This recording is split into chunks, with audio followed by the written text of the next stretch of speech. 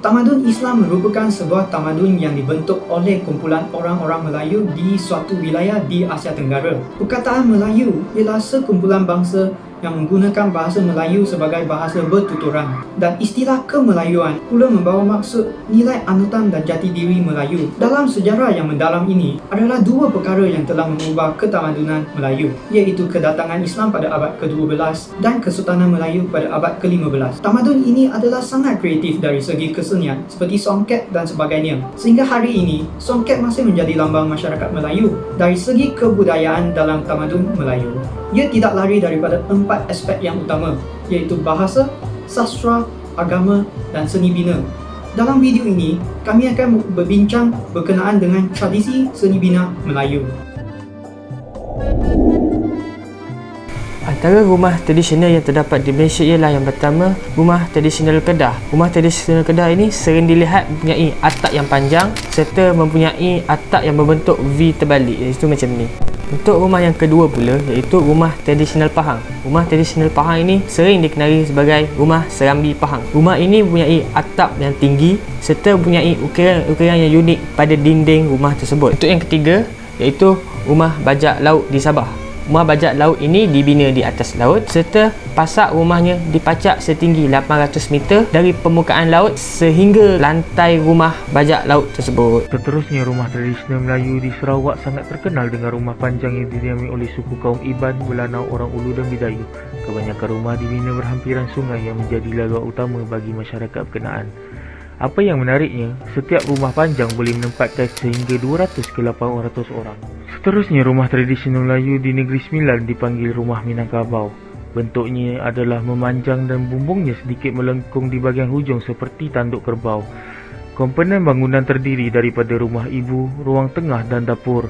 Ruang ibu mempunyai ruang anjung dan serambi, manakala ruang tengah pula terdiri daripada satu ruang kecil dan bilik. Akhir sekali, rumah tradisional Melayu di Perak dipanggil Rumah Kutai. Rumah Kutai adalah rumah berbumbung panjang. Di sudut tepi dindingnya dipasang tebal layar yang diperbuat dari pelupuh yang berkelarai. Manakala di bawah kaki tebal layar terdapat pula alang para buang, iaitu tempat menyimpan barang. Terdapat pelbagai bangunan yang berkonsepkan seni bina moden dan tradisional di Malaysia. Pertama sekali, Masjid Negara. Masjid Negara ialah sebuah bangunan yang ikonik dan menjadi salah satu kebanggaan di Malaysia. Masjid Negara ini berbentuk seakan-akan payung yang membuatkan ianya terkenal. Rekaan ini tidak mengikut mana-mana rekaan luar negara. Sebaliknya, dicetus oleh anak jati Malaysia sendiri. Yang kedua, Perpustakaan Negara Malaysia. Perpustakaan Negara Malaysia ini berasaskan tengkolok tradisional Melayu. Bangunan ini siap dibina dan dirasmikan pada tahun 1992. Yang ketiga, bangunan Menara Maybank. Bangunan Menara Maybank ini diilhamkan daripada bentuk keris Melayu, mempunyai 50 tingkat dan direka bentuk oleh Hijaz Kasturi.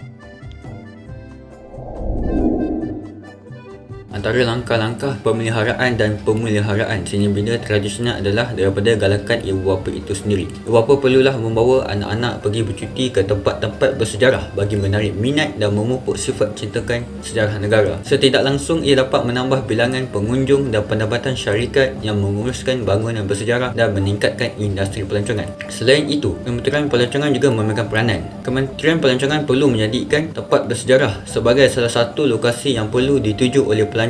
Ejen-ejen pelancongan perlu memasukkan tempat-tempat bersejarah sebagai salah satu pakej pelancongan mereka. Secara tidak langsung, ia dapat menarik minat pelancong luar tentang sejarah negara dan menambahkan lagi sumber pendapatan negara dalam bidang pelancongan. Sebagai tambahan, pihak sekolah dan universiti perlu memberi galakan kepada pelajar untuk terlibat dalam usaha memelihara bangunan bersejarah. Sebagai contoh, menyertai aktiviti sukarelawan untuk membersihkan dan menaik taraf lanskap bangunan bersejarah. Ianya secara tidak langsung dapat memupuk minat dalam diri pelajar. Selain itu, kerajaan perlu mendapatkan pengiktirafan daripada badan dunia seperti UNESCO. Sebagai contoh, Bandaraya Melaka telah mendapat pengiktirafan daripada UNESCO sebagai salah satu tapak warisan dunia pada tahun 2008. Ini dapat menambahkan lagi bilangan pelancong ke Melaka. Justru itu, usaha yang sama juga boleh dilakukan untuk menaik taraf bangunan bersejarah lain yang ada di Malaysia.